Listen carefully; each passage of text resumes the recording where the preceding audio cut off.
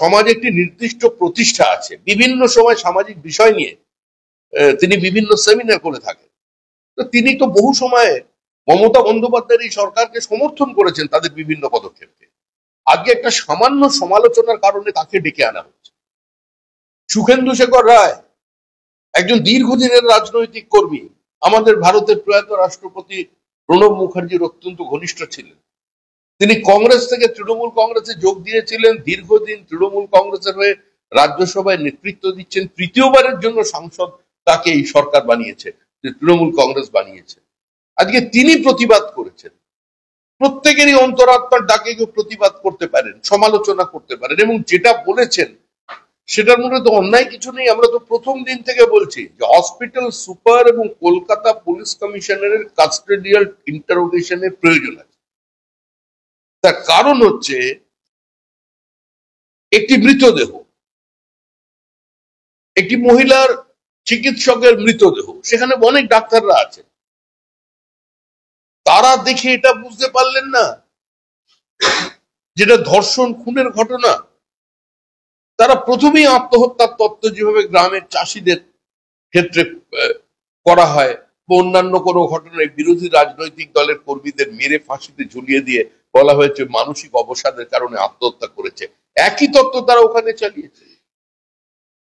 যে বিনীত গোয়েল কামদুনিতে বিশেষ একটি জনগোষ্ঠীর মানুষকে খুশি করার জন্য ব্লক ভোটের জন্য এমন ভাবে তথ্য পেশ করেছে যাতে তারা নিঃশর্তে মুক্তি পেয়ে যায়, সেই একই কাজ তারা কামদুনি থেকে আজকে এই আরজিকর একইভাবে চলেছে। এবার এই প্রতিবাদকে যে কোনো স্বৈরতান্ত্রিক সরকার যেভাবে তাকে প্রতিরোধ করে, রাষ্ট্রযন্ত্র যেভাবে করে সেভাবেই করেছে। তো এখানে আদৌ কি কোনো গণতান্ত্রিক ব্যবস্থা আছে? মুখ্যমন্ত্রীকে প্রশ্ন করলে গ্রেপ্তার হতে হয়, তার অতীতের উদাহরণ আমরা দেখেছি। এখন প্রতিবাদ করছেন ডাক্তাররা, কারণ তাদের রক্ত, তাদের ফ্যাটালিটির লোক মারা গেছেন, ধর্ষিতা হয়েছে, খুন হয়েছে, তারা প্রতিবাদ করছে না। রাজ্যে তো কোনো দল নেই। পশ্চিমবঙ্গে এই মুহূর্তে যে প্রতিবাদটা হচ্ছে তৃণমূল কংগ্রেসের বিরুদ্ধে, সেখানে তো আমি নিজে দেখলাম যে একই জায়গায় দাঁড়িয়ে বিজেপি আর এসইউসিআই একই মাইক থেকে স্লোগান দিচ্ছে। আবার তৃণমূল কংগ্রেসেরও কর্মীদের দেখলাম, তারাও বলছেন উই ওয়ান্ট জাস্টিস। তো এটা তো আমরা রাজপথে দেখলাম রাত্রে। এই তো অভিনব প্রতিবাদ, এই ধরনের মানুষ জেগে উঠেছে।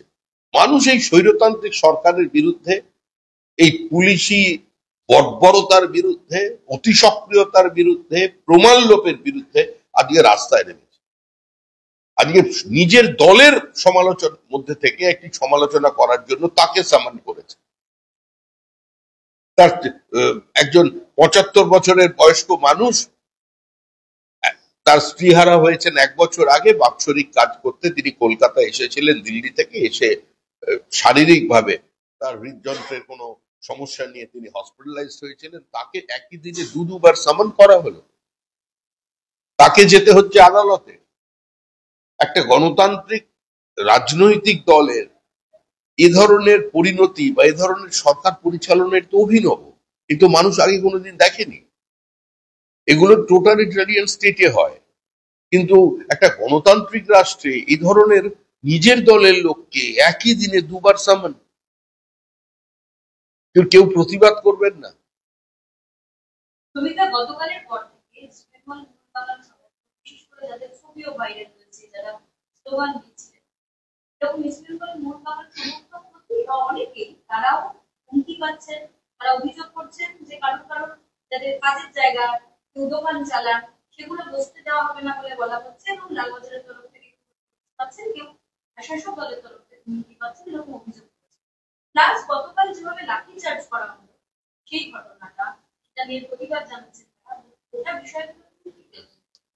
আমাদের রাজ্যের সবচেয়ে বড় সমস্যা হচ্ছে যে সাধারণত ভাবে যে কোনো সরকারি পদক্ষেপের বিরোধিতা করে রাজনৈতিক দল, এবং বিরোধিতা করার সময় সেই রাজনৈতিক দলের কর্মীরা যদি আক্রান্ত বা খুন হন, অন্য দলেরা সেই রাজনৈতিক দলের প্রতি তাদের অন্তত আন্দোলনটার প্রতি না হলেও যিনি মারা গেছেন তার প্রতি সমবেদনা জানান না।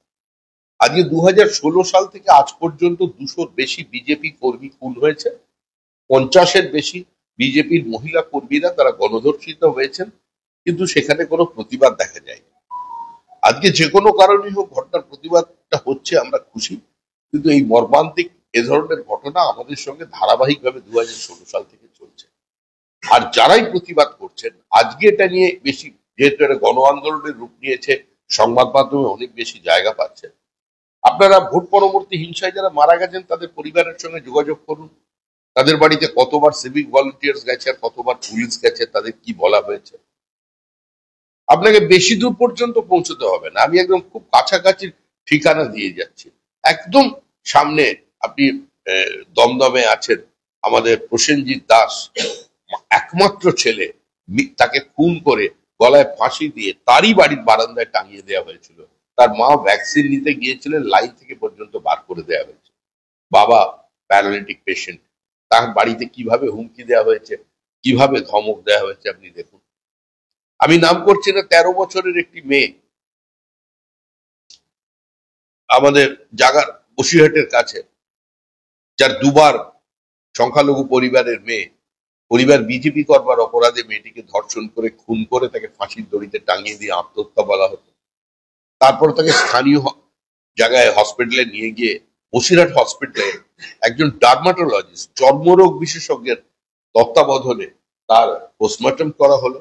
আমরা কোর্টে গিয়েছিলাম, মামলা করেছি, বলা হলো তার কবর থেকে তুলে আবার তার অটোপসি হবে, সেটা হলো, আজ পর্যন্ত রিপোর্ট আসেনি। ফলে সামগ্রিকভাবে আপনারা যেটা দেখছেন এটা চলছিল।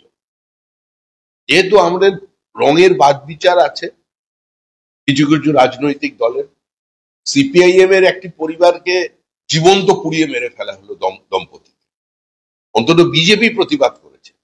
আমরা যে কোনো ধরনের হিংসার বিরোধী। আর এখানে যে ঘটনাটা ঘটছে এটা মনে রাখতে হবে, এই ঘটনাটা খুন ধর্ষণের ঘটনা নয়। অনেকে রাস্তায় নেমে আন্দোলন করছেন, বলছেন আমাদের বাড়ির মেয়েরা সুরক্ষিত নয়। বিষয়টা কিন্তু পুরো এটা নয়। এই মেয়েটা কোনো খুন বা ধর্ষণের শিকার হয়নি, মেয়েটাও শিকার হয়েছে একটি ঘুঘুর বাসার। যে কথা সুপার পদত্যাগ করবার সময় বলেছিলেন, ওই ঘুঘুর বাসার ষড়যন্ত্রের কারণেই আজকে মেয়েটি খুন হয়েছে। ওই ঘুঘুর বাসাটাকে সামনে নিয়ে আসতে হবে। আর তার জন্য সঞ্জয়কে ফার্স্ট ট্র্যাক কোর্টে বারবার ফাঁসি দেওয়ার কথা বলা হচ্ছে, আরেকটা ধনঞ্জয় বানানোর চেষ্টা করা হচ্ছে। আজকে নেমে কোনো ব্যক্তি বিশেষের জন্য এই ঘটনা ঘটেনি, এটা একটা পরিকল্পিত চক্রান্তের শিকার হয়েছে এই মেয়েটি। এবং তার বিরুদ্ধে যারা প্রতিবাদ করছেন আমার মনে হয় সমাজ তাদের সঙ্গে আছে। ডাক্তার কুণাল ঘোষকে আজকে, কুণাল সরকারকে আজকে ডেকে পাঠানো হয়েছে লালবাজারে, তার সঙ্গে আরো একজন চিকিৎসক সুবর্ণ গোস্বামী, তাকে ডেকে পাঠানো হয়েছে। আমাদের সুখেন্দু শেখর রায়, তাকে ডেকে পাঠানো হয়েছে। মানুষ এদের সঙ্গে আছে, প্রতিবাদীদের সঙ্গে আছে, কারণ এই প্রতিবাদ যে জায়গায় চলে গেছে এখানে আর কোনো রাজনৈতিক দলের পতাকা কাজ করবে না। পুলিশের তরফ থেকে বলা হচ্ছে গতকাল যে স্লোগান উঠেছিল প্রতিবাদ একই স্বর, জাস্টিস ফর আরজি কর, এটা একটি রাজনৈতিক স্লোগান বাম বিজেপির তরফ থেকে করানো হয়েছে বলে বলা হচ্ছে, এবং এই নিয়ে তৃণমূল কংগ্রেস তারা প্রতিক্রিয়া দিচ্ছেন। যে কোনো গণতান্ত্রিক রাষ্ট্রের স্লোগান দেওয়ার অধিকার, প্রতিবাদ করবার অধিকার, ধর্ণা দেওয়ার অধিকার, মিছিল করবার অধিকার, বন্ধ থাকার অধিকার প্রত্যেকটি মানুষের আছে। এই অধিকার তাকে ভারতের সংবিধান দিয়েছে।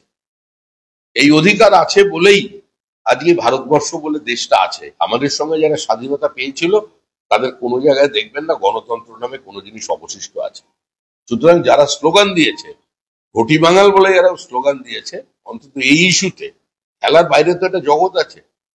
ইস্ট বেঙ্গলের সাপোর্টার আর মোহনবাগানের সাপোর্টার তো শত্রু নয়, পাশাপাশি বসে একই ক্লাসে বসে ছোটবেলা থেকে পড়াশুনো করেছে, একই ক্লাবের সদস্য, একই সঙ্গে রাত্রিবেলা ক্যারাম খেলে, তারা তো বন্ধু, সাপোর্টার হতে পারে। সেখানে প্রতিবাদ করেছে, সেই প্রতিবাদ নিয়েও আপত্তি, মানে স্লোগান কি হবে এটাও ঠিক করে দেওয়া হবে, এটাও কি হবে সেটাও ঠিক করে দেবেন। একটা সময় ছিল জরুরি অবস্থার সময় সকাল 9টার সময় সাংবাদিকদের ডেকে সম্ভবত বিদ্যাসাগর শুক্লা ব্রিফ করতেন সাংবাদিকদের ডেকে যে কি লেখা হবে। এই সময় হঠাৎ দেখা গেল মার্ক ট্রলি সেখানে বসেছিলেন দিল্লিতে, তিনি একটা কি লিখছেন। তখন মার্ক ট্রলিকে অ্যাড্রেস করে বলা হয়েছিল, mister trolley, what is writing? Well, I'm writing that you are telling me not to write anything. তো আজকে পশ্চিমবঙ্গটাও কার্যত সেই জায়গায় চলে এসেছে অঘোষিত জরুরি অবস্থা। সাংবাদিককে গ্রেপ্তার করে নেওয়া হচ্ছে, সাংবাদিককে প্রিজন ভ্যানে তোলা হচ্ছে, সে তার আইডেন্টিটি শো করবার পরও তাকে রেয়াত করা হচ্ছে। সংবাদ মাধ্যম আক্রান্ত, বাণিজ্যিক কারণে বহু সংবাদ মাধ্যম পরিস্থিতির বাধ্যবাধকতায় তারা চেপে যায়, কিন্তু যদি আমি হাউস থেকে সাংবাদিকের সত্তাটাকে বিচ্ছিন্ন করে নেওয়া যায়, তাহলে একবার ভেবে দেখুন কতগুলো সাংবাদিক প্রহৃত হয়েছেন, কত ক্যামেরা পার্সনের দিয়ে মার খেতে হয়েছে, কতজনের পা ভেঙেছে। কিন্তু দুর্ভাগ্য এটাই, যে কোনো কারণেই হোক আমরা করতে পারছি না। সুস্থ স্বাভাবিক মানুষ গণতান্ত্রিক পরিবেশ চায়, গণতান্ত্রিক ভাবে প্রতিবাদ করতে চায়, হিংসা কেউ চায় না। এবং অহিংস পদ্ধতিতে যেভাবে আন্দোলন হয়েছে, ট্রামে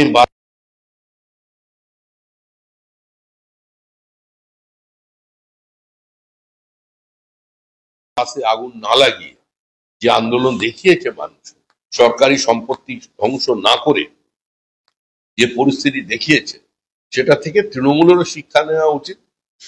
যে ছেলেগুলোকে পাঠিয়েছিল তাদের একটু ভাঙচুরটা কম করে, যেগুলো ছড়ানোর প্রয়োজন ছিল সরিয়ে ফেলতো, ভাঙচুরের প্রয়োজন ছিল।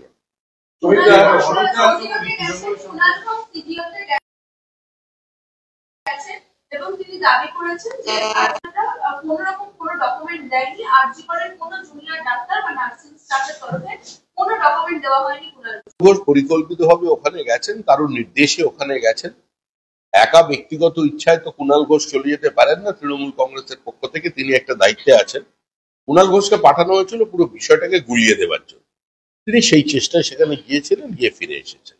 5 দিন হয়ে গেল কেন সিবিআই তদন্তে কোনো আপডেট নেই, সেই প্রশ্ন তুলে এবার তৃণমূল কংগ্রেসের সাংসদরা তারা ভিডিও পোস্ট করতে শুরু করেছেন। এরকম প্রায়ণ স্বাগত তারা প্রশ্ন তুলছেন 5 দিন হয়ে গেল এখন পর্যন্ত আর্সেনাল কাণ্ডে বেশি সিবিআই কি করছে করতে যাবেন না। সিবিআই যদি ঠিকঠাক করতে শুরু করে, কাজের যদি স্পিড বাড়ায়, তখন আর কেউ এলাকায় থাকবেন না, সেটা সকলেও জানেন। এদিকে পোস্ট করবেন আর রাত্রিবেলা ফোন করবেন, দুটো একসঙ্গে চলে না, এগুলো মুখ্যমন্ত্রীও জানেন। যার যত বেশি পোস্ট, তার তত বেশি গভীর রাতে ফোন, আর মুখ্যমন্ত্রী কোনোটাই অজানা নয়। কাকে? কোন অরূপ চক্রবর্তী? এ তো ভালো ছেলে, এটা নয় তো। হ্যাঁ, এও থ্রেট করছে বাঁকুড়ার। হ্যাঁ, ও বীর রসের প্রভাব ওনার মধ্যে আদি চিরকাল ছিল। বলছেন যে যারা আন্দোলনের নামে পুলিশ বন্ধু নিয়ে ঘুরতে যাচ্ছেন তারা সাবধান, গ্রামবাসীরা যদি হাসপাতালে ছুটে যায় তখন কিন্তু তৃণমূল আপনাদেরকে না, পরিষ্কার হুমকি দিচ্ছেন ডাক্তারদের, নার্সদের। এরপরে লোক পাঠিয়ে পিটিয়ে দেবে, যেভাবে পাঠিয়েছিল আরজি করে, ওই কায়দায় করবে। আগে থেকে ওই জন্য জমিটা প্রস্তুত রাখছে। সেই জন্য ডাক্তার নার্সদের কাছে আমরাও আবেদন রাখবো যে আপনারাও প্রোটেকশন নেওয়ার জন্য যা যা জিনিস আপনাদের কাছে সাধ্যমতো রাখতে পারেন রেখে দেবেন, যে কোনো সময় আক্রান্ত হতে পারেন এটা ধরে নিয়ে করবেন। কারণ এই সমস্ত বিবৃতির ফল এটাই হবে যে আবার ওরকম আরজি করার মতো গভীর রাতে হাফ প্যান্ট পরা, গেঞ্জি পরা কিছু লোকজন পৌঁছে যাবে।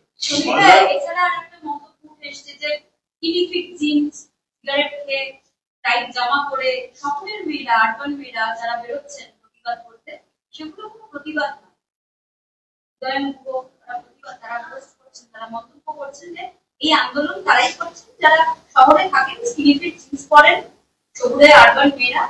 বেশি দিন চলবে না, তারা সিগারেট খান, ইলিফিক জিন্স পরেন। সল্টলেকের বাড়িটা বিক্রি করে দিন, দান করে দিন না তৃণমূল কংগ্রেসের পার্টি অফিস করার জন্য। ছেলেকে বলুন না গিয়ে পড়ুন, তো বীজ সম্পর্কে অনেক ওনার ধ্যান ধারণা আছে। কুচবিহারে গিয়ে যান, দিনাটায় চাষ করুন। সল্টলেকে আছেন কেন? ছেড়ে দিন এখানে। এই ধরনের তৃণমূল কংগ্রেসের মতবাদ করছে। আপনি দেখছেন তৃণমূল কংগ্রেস ফুটবল হচ্ছে বাঙালির প্রাণ। ফুটবল নিয়ে গান, ফুটবল নিয়ে কবিতা, ফুটবল নিয়ে থিয়েটার, মোহনবাগান ইস্ট বেঙ্গল নিয়ে উত্তেজনা, এই ডার্বি, সেটা বন্ধ হয়ে গেল। এরপরে বিয়ে বন্ধ করে দেবে, বিয়ের দিন ঠিক করবে, বরযাত্রী যাবে বলে বিয়ে বন্ধ। এখন সেই রাস্তায় যাচ্ছে তৃণমূল কংগ্রেস। আপনারা বারবারই বলছেন যে বায়োলজিক্যাল এভিডেন্স লোপাট করা হয়েছে পুলিশের পক্ষ থেকে, সেই জায়গায় দাঁড়িয়ে দেখুন, যে পুলিশ প্লাস্টার করতে পারে, যে পুলিশ কুকুরের ডায়ালিসিস করে দিতে পারে, পুলিশ নয় সরি, যে চিকিৎসকরা কুকুরের ডায়ালিসিস করে দিতে পারে পিজি হসপিটালে, সেই পুলিশের কাছে আপনি কি প্রত্যাশা করেন? একটি মেয়ের ঘটনা চক্রে তখন কোর্ট ইন্টারভেন করেনি, কেউ মামলা করেননি, এবং তারপরে কোন কারণে অকুস্থলটা ভেঙে ফেলা হলো, বাথরুমটাকে ভাঙা হলো, আপনি বোঝান। এদের মোটিভটা তো স্পষ্ট। এরা প্লেস অফ অকারেন্স কে যখন ধ্বংস করেছে, তার অর্থ হচ্ছে যে সেখানে বায়োলজিক্যাল এভিডেন্স যা পাওয়ার কথা ছিল, এখন তাদের স্টেটমেন্টের উপরে সিবিআই কে নির্ভর করতে হবে। এর একটাই রাস্তা হচ্ছে, যে থানার ওখানে পুলিশের আইসি সকালবেলা যাদের সঙ্গে কথা হয়েছে পুলিশ সুপারের, এবং যে লালবাজার থেকে যার কথায় ওই স্টেটমেন্ট ইস্যু করা হয়েছে, তাদের অবিলম্বে গ্রেপ্তার করতে হবে এবং তাদের কাস্টাডিতে নিয়ে জিজ্ঞাসাবাদ করতে হবে। এটা আমরা ডে 1 থেকে বলছি, আজও আমরা আমাদের দাবিতে অনড় আছি। একটা তদন্ত বললেই তদন্ত হয় না, সিবিআই তদন্ত করবে। সিবিআই এর কাছে হাতে পাওয়ার মতো এভিডেন্স কোথায়? মেয়েটিকে দাহ করে দেওয়া হয়েছে, যে রিপোর্ট দেবে, অটোপসি যে রিপোর্ট দেওয়া হবে, সেই রিপোর্টের উপরে ভিত্তি করেই তাকে তদন্ত করতে হবে।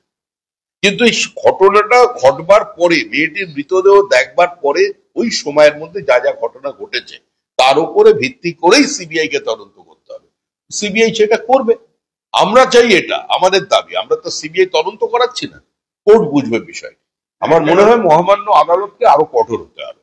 কিন্তু একটা কথা, যেমন তৃণমূলের সবাই বলছে যে 5 দিন হয়ে গেল, সিবিআই এখনো কিছু করতে পারেনি, আর করেনি।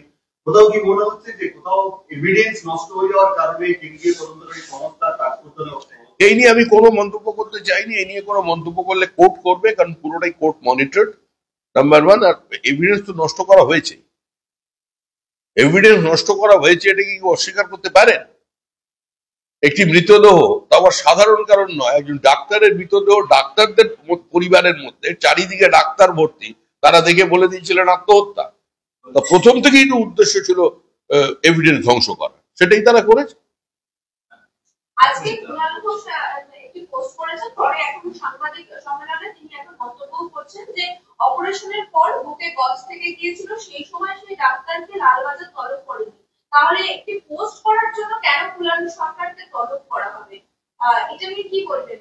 তিনি তৃণমূলের হয়ে বলছেন রাজ্য প্রশাসন যখন থেকে ডাকা হচ্ছে। তৃণমূল কংগ্রেসের একটা নতুন রাজনৈতিক স্ট্র্যাটেজি নিয়েছে পশ্চিমবঙ্গ, যে তৃণমূলী শাসক থাকবে এবং তৃণমূলী বিরোধী থাকবে। বিরোধীরা যে কথাটা বলবেন সেই কথাটা তৃণমূলের মধ্যে থেকে বলিয়ে দেওয়া হচ্ছে, অর্থাৎ বিরোধী স্পেসটাকেও তৃণমূল কংগ্রেস নিয়ে নেবে, পুরো বিষয়টাকে গুলিয়ে দেবার প্রচেষ্টা। কুণাল ঘোষ কি বলছেন আর মুখ্যমন্ত্রী কি বলছেন, এটা মানুষ আলাদাভাবে দেখছে না। মানুষ দেখছে সরকারটা Trinamool, civic volunteer Trinamool, police Trinamool, doctor Trinamool, super Trinamool, দুষ্কৃতী তৃণমূল, মিলেমিশে করি কাজ, হারি জিতি নাহি লাজ, সবাই একসঙ্গে নেমে পড়েছে। এই পরিস্থিতির মধ্যেও মালদার হরিশ্চন্দ্রপুর গ্রামীণ হাসপাতালে বিষয়টা একটু অন্য। কুণাল ঘোষ বলেছেন যে ভুল পোস্ট করে বিভ্রান্তি ছড়িয়েছেন বলে পুলিশ চিকিৎসককে বলেছেন তাকে ডাকতে পারবে না। এর আগেও তো বেসরকারি হাসপাতালে অনেক টাকায় অপারেশনের পরে গজ থেকে গেছে। উনি কি মিডিয়ায় প্রমোট করা তৃণমূল বিরোধী বলেই নাগরিক সমাজের নাম করে এত প্রতিবাদ হচ্ছে? স্বাভাবিক ব্যাপার। এই মুহূর্তে ডাক্তার কুণাল সরকার প্রতিবাদ করেছেন।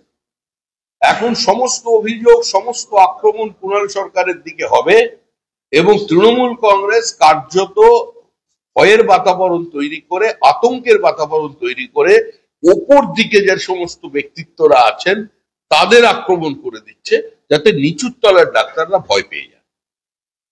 এটা আতঙ্ক তৈরি করবার একটা প্রচেষ্টা, এর বাইরে কিছু না। এই পরিস্থিতির মধ্যে মালদার হরিশ্চন্দ্রপুর গ্রামীণ হাসপাতালে তৃণমূল নেতার দাদাগিরি, একজন কর্তব্যরত নার্সকে বেদর মারধর করা হয়েছে। তৃণমূল নেতার বিরুদ্ধে একজন হাসপাতালে কর্তব্যরত নার্সকে মারধর করা হয়েছে।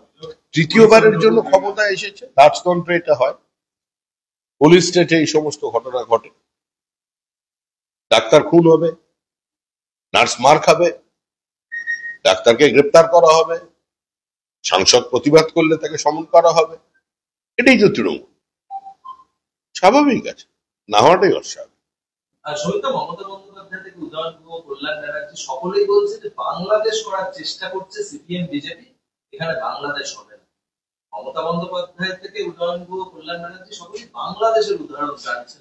এখন তো সবে বন্ধ আছে, রোহিঙ্গাদের এনে ঢুকিয়ে রেখেছেন। এমনি তো সিএন নামে ট্রেন চলছে পশ্চিমবঙ্গে।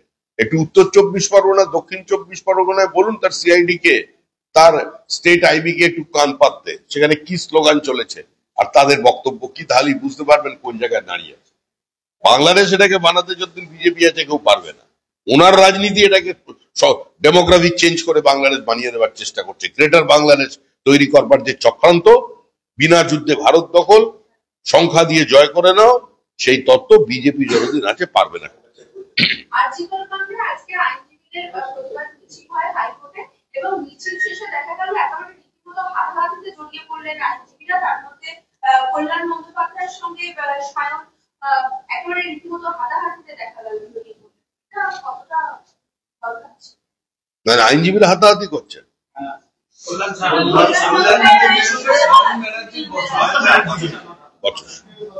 বছর হাতাহাতি করা এটা আমরা চাই না। আমরা গালাগালি নয় গলাগলিতে বিশ্বাস করি, সেটা হোক। আজকে রাখি বন্ধন উৎসব, রাখি বন্ধন উৎসবে আর্জি করে দেখা গেল যে কালো রাখি বেঁধে দেওয়া এবং বিজেপির ওপর প্রতিবাদ। যে যেভাবে পারে প্রতিবাদ করছেন। রাখি বন্ধন বা নিয়ে পশ্চিমবঙ্গেও অতীতের পরাধীন ভারতবর্ষের ইতিহাস প্রবৃত্ত আছে, এটা চলছে।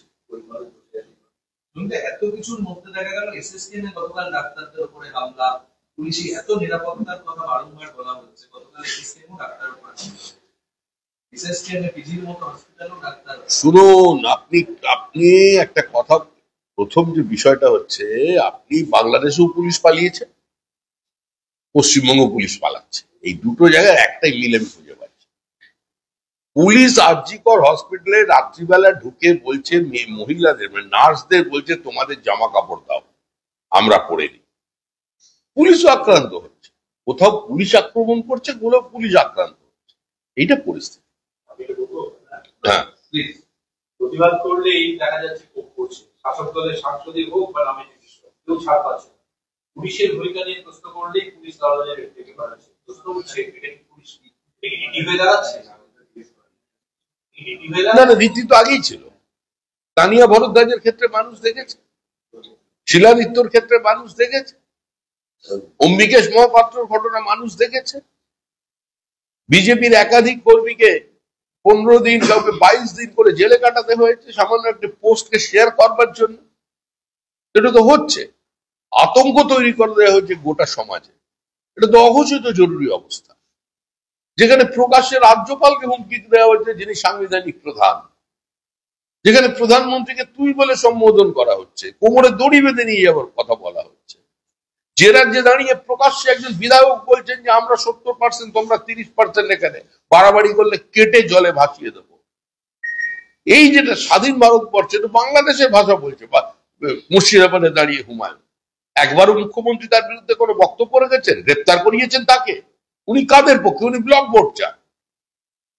সোশ্যাল মিডিয়ায় পোস্ট করেছিলেন যে অভিষেককে উদ্দেশ্য করে সেনাপতিকে নিষ্ক্রিয় হয়ে সক্রিয় হবে সামনে দেখতে চাইছি।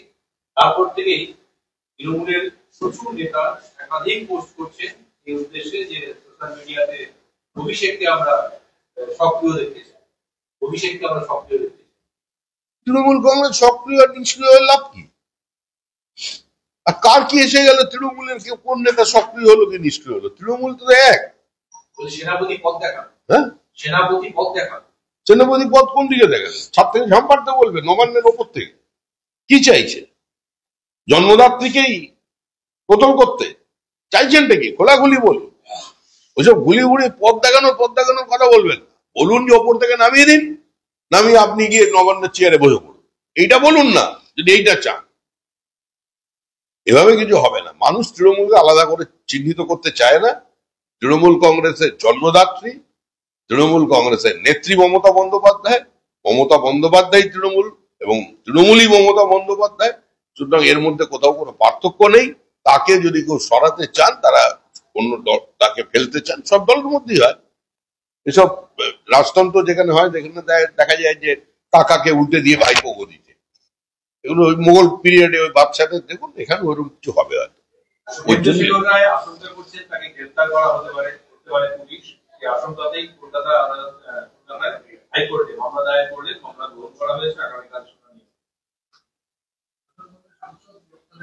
জাগবাংলার সম্পাদক, হ্যাঁ, শুভেন্দুবাবু জাগবাংলার সম্পাদক, তিনি আশঙ্কা করছেন দলের মুখপাত্রের সম্পাদক। উনি একটু অতিরিক্ত জাগিয়ে দিয়েছিলেন বাংলাকে, তার জন্য এই অবস্থায় পড়েছেন।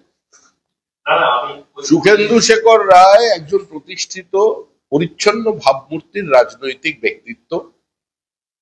আমাদের প্রাক্তন প্রয়াত রাষ্ট্রপতি প্রণব মুখোপাধ্যায়ের ঘনিষ্ঠ, দীর্ঘদিন ধরে তৃণমূল কংগ্রেসের নেতৃত্ব দিচ্ছেন রাজ্যসভায়। উনি আমার দলের প্রবল বিরোধী, কিন্তু ওনার একটি পারিবারিক রাজনৈতিক ঐতিহ্য আছে। তৃণমূল কংগ্রেস যখন ওই বাংলা ভাগের চক্রান্তের কথা বলে, তখন অন্তত শিবেন্দু শেখর রায়ের নামটা মনে রাখা দরকার। ওনার পিতাশ্রীর কারণেই আজকে আমরা এখান থেকে ফারাক্কা ব্রিজের ওপর দিয়ে যেতে পারছি। মালদা জেলাটা ভারতবর্ষের মধ্যে আছে। তার জন্য যিনি পুরোধা, যিনি নেতৃত্ব দিয়েছিলেন, যিনি র্যাডক্লিফের নেতৃত্বে যে বেঙ্গল বাউন্ডারি কমিশন তৈরি হয়েছিল, তিনি মালদা জেলার হয়ে মালদাকে ভারতের মধ্যে ইনক্লুশনের জন্য যিনি নেতৃত্ব দিয়েছিলেন, অ্যাডভোকেটিং করেছিলেন, তিনি শিবেন্দু শেখর রায়। মালদার জনসংঘের সভাপতি, হিন্দু মহাসভার তিনি সভাপতি ছিলেন, যার নাম আজকে এই প্রজন্ম মনে রাখেনি, যার জন্য ওখানে মিউনিসিপ্যালিটির পর মিউনিসিপ্যালিটি বদল হয়েছে, সরকারের পরিবর্তন হয়েছে। ইতিহাস বইয়ে কোনোদিন শিবেন্দু শেখর রায়ের নামটা আসেনি। আর তিনি সমস্ত বিবাদমান জমিদারদের এক জায়গায় নিয়ে এসে, তাদের কলকাতায় নিয়ে এসে পৌঁছেছিলেন শ্যামাপ্রসাদ মুখার্জি, এন.সি. চ্যাটার্জির কাছে, রমেশচন্দ্র মজুমদার, সুনীতি চ্যাটার্জি, মেঘনাথ সাহেদের কাছে। তার নাম শিবেন্দু শেখর রায়। তার পুত্র সুখেন্দু শেখর রায়, তিনি অন্য রাজনীতি করেছেন, কংগ্রেসের রাজনীতি করেছেন, পিতার পথে হাঁটেননি। কিন্তু সব পথ এক জায়গায় গিয়ে শেষ হয়। তিনি, তার বিরুদ্ধে যেটা হয়েছে তাতে আমরা মর্মাহত, এবং আমার মনে হয় সমস্ত প্রতিবাদী মানুষ যারা তৃণমূলকে চরমে ভাবে বিরোধিতা করেন, তারাও অন্তত সুখেন্দু শেখর রায়ের এই ঘটনায় তাকে যেভাবে সামন করা হয়েছে এর প্রতিবাদ করবেন। প্রতিবাদীরা তার পাশে আছে। শুভেন্দু শেখর রায় বলেছেন, পৃথিবীর কোন শক্তি আমাকে আটকাতে পারবে না। আমি আমার অবস্থানে অনড়। আমি আমার গোটা রাজনৈতিক জীবনে এরকম স্বতঃস্ফূর্ত মানুষের আন্দোলন দেখিনি। প্রতিবাদ যেটা অন্যায় হয়েছে, প্রতিবাদ আমাকে করতেই হবে। তার এই বক্তব্যকে স্বাগত জানাচ্ছি। আমি আশা করব শুভবুদ্ধি সম্পন্ন মানুষ এখনো যারা তৃণমূল কংগ্রেসে আছেন, সিপিআইএম কে বা বিজেপি কে ভোট দেবেন না বলে তৃণমূল কংগ্রেসের সঙ্গে ভোট দিয়েছেন, বা কোনো না কোনো ভাবে তার কোনো আবেগ জড়িয়ে আছে তৃণমূলের সঙ্গে, তাদের কাছেও আহ্বান করছি তারাও সুখেন্দু শেখর বাবুর পথ নিন, প্রতিবাদ করুন। এমনি রাস্তায় বহু নেমেছেন তৃণমূল কংগ্রেসের ছেলে মেয়ে, তারাও রাস্তায় নেমে, যারা তৃণমূল কংগ্রেস করে, তৃণমূল কংগ্রেস ছাত্র পরিষদ করে, তারাও কিন্তু রাস্তায় নেমে এই ঘটনা প্রতিবাদ করছে। পশ্চিমবঙ্গে এই মুহূর্তে যে প্রতিবাদীর চেহারা দেখা যাচ্ছে, অতীতে এই ধরনের কোনো স্বতঃস্ফূর্ত আন্দোলন দেখা যায়নি। এই দুদিন আগে আলাদা বন্দ্যোপাধ্যায় মুখ্য উপদেষ্টা বলেছেন যে মহিলাদের রাতে কম, নাইট ডিউটি রাতে ভালো হয়, কম ডিউটি দেওয়া যায়, সরকার একদিকে আশ্বাস দিচ্ছে সেফটি রুম বানাবো, এই করবো সেই করবো, তারপরে সরকার নিজেই সংকোচের মধ্যে আছে, সংশয়ের মধ্যে আছে। আমি শেষ করে দিই যে সংশয়ের মধ্যে আছে কি আমরা দিতে পারবো কি না, এতে করে কি মহিলাদের কর্ম কাজের পরিধিকে সংকুচিত করা হবে না? অবশ্যই সংকুচিত করা হবে। এরপর থেকে যারা সার্ভিস প্রোভাইডার আছেন তারা মহিলাদের চাকরিতে রাখতে ভয় পাবেন, নাম্বার 1। 2 হচ্ছে, সরকার নিজেই স্বীকার করে নিচ্ছে যে নিরাপত্তা দেবার মতো বা ভয়মুক্ত একটা সমাজ উপহার দেবার মতো ক্ষমতা সরকারের নেই। কিন্তু সবচেয়ে সুপরিকল্পিত ভাবে এই কাজটাই করা হচ্ছে, যে এখানে মহিলা নিরাপত্তার থেকেও বড় প্রশ্ন হচ্ছে মেয়েটি কোনো বিচ্ছিন্ন ভাবে কোনো মদ্যপের দ্বারা, কোনো বিকৃত মানসিকতার মানুষের দ্বারা ধর্ষিতা কিংবা খুন হননি। এই মেয়েটি হয়ে একটি ষড়যন্ত্রের শিকার, একটি ঘুঘুর বাসার শিকার। আজকে সেটাকে আড়াল করে দেওয়ার জন্য এ ধরনের বিবৃতিকে প্লান্ট করছে আলাপন বন্দ্যোপাধ্যায়। সুমোটো হিসেবে কেস ফাইল করেছে সুপ্রিম কোর্ট, মামলা নিয়েছে। আগামীকাল তার শুনানি হবে এআরজি কারণে, এবং যে বেঞ্চে মামলাটা হবে সেই বেঞ্চের প্রধান হচ্ছে প্রধান বিচারপতি। আমরা অপেক্ষা করব। যারা প্রতিবাদ করছেন, পশ্চিমবঙ্গের যে সমস্ত মানুষ রাস্তায় নেমেছেন, আমরা তো বিরোধী রাজনৈতিক দল, প্রত্যেক মানুষের আমাদের অবস্থান জানা, আমরা তৃণমূলের বিরোধী, কিন্তু যে মানুষ মানে একদম কমিটেড কোন রাজনৈতিক দলের ভোটার নয়, যে মানুষ প্রতি বছরই এক রাজনৈতিক দলকে ভোট দেয় না, এ ধরনের মানুষের প্রতিবাদী সংখ্যা তো বেশি। তারা অপেক্ষা করে যে সুপ্রিম কোর্টের জাজমেন্টের জন্য কোনো পজিটিভ জাজমেন্ট আসবে, পশ্চিমবঙ্গে আইনের শাসন প্রতিষ্ঠিত যদি হয় আদালতের নির্দেশে, তাহলে হবে। শেষ করে চিকিৎসক গিয়েছিলেন 45 মিনিট পর তারা বেরিয়ে এসেছে। বেরিয়ে আসার পরে যখন জিজ্ঞেস করা যে পুলিশ কি বলল, তিনি বলেছেন, পুলিশ বলেছেন চিকিৎসক সমাজের সহযোগিতা আমরা আশা করছি, চাইছি। পুলিশও চাপে আছে। যে পুলিশ ওখানে গিয়ে ডাক্তারদের জেরা করছেন, বাড়িতে গেলে তার সহধর্মিনী তাকে চমকে দেবে, কি করছো, কোন ব্যাপারে ঢুকেছো, গৃহ অশান্তি লেগে যাবে পুলিশে। আমার লাস্ট কোশ্চেন এটাই যে পুলিশ গতকালকে ইস্টবেঙ্গল মোহনবাগানের ফুটবল প্রেমীদেরকে বিক্ষোভ চাপানোর জন্য যে বল প্রয়োগ করছে, তবে জমায়েত করলো পুলিশ, যেদিন ভাঙচুর হলো সেদিন পুলিশ কোথায় ছিল মানুষের, যেদিন ভাঙচুর হলো আর্জি করে সেদিন এই পুলিশ ফোর্স কোথায় ছিল মানুষ প্রশ্ন করছে। যে ফোর্স, যে বল প্রয়োগ তারা গতকাল করলো। পশ্চিমবঙ্গে পুলিশের রাজনীতিকরণ সম্পূর্ণ হয়ে গেছে। পুলিশকে খবর দেওয়া হয়েছে ভাঙচুর করতে যা হচ্ছে আপনারা সরে থাকবেন। কিছু পুলিশ আত্মগোপন করে ফেলেছিল নার্সদের ঘরে, বাদবাকি ভাঙচুর করতে দিয়েছে। তৃণমূলী পুলিশ, পুলিশের তৃণমূল।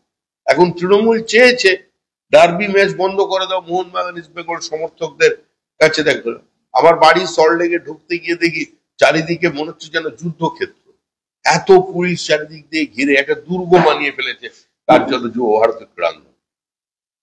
যেটা তৃণমূল বলছে সেটা হয়েছে। আমার একটা প্রশ্ন, যেটা আবারও করছি, সেটা হচ্ছে যে আজকের রাখি অন্যরকম রাখি, আপনাকেও রাখি পরানো, নারী সুরক্ষা কি অবস্থা, আর রাখির বন্ধন উৎসবটা আজকে কিভাবে দেখছেন একটু ভালো করে দেখুন, প্রত্যেকেই আজকে রাখির দিনটাকে একটা প্রতিবাদের দিন হিসেবে পালন করছে। এই রাখি তো ভাইদুজ বা ভাইফোঁটা বা ভাইটিকা নয়। এই রাখি বন্ধন শুধুমাত্র বোন ভাইয়ের রাখি বন্ধন নয়, পুরুষ পুরুষকেও রাখি বাঁধে যে আমি তোমার রক্ষা করব। এই রাখি বন্ধনের মূল ভিত্তিটাই হচ্ছে নিরাপত্তা। সামগ্রিকভাবে সমাজের মানুষ যখন নিরাপত্তাহীনতায় ভুগছে, সেই প্রেক্ষিতে আজকের এই রাখি বন্ধন নিঃসন্দেহে অত্যন্ত তাৎপর্যপূর্ণ। এই রাখির কেউ সুতোতে, কেউ রাখির ওপরে কিছু লেখাতে, কেউ রাখির সঙ্গে অন্য কিছু বেঁধে দিয়ে তার মতো করে একটা রাজনৈতিক পরিভাষা তৈরি করছেন, বা রাজনৈতিক পরিভাষা না তৈরি করলেও সরকারের এই আগ্রাসন নীতিহীনতার বিরোধিতা করছেন।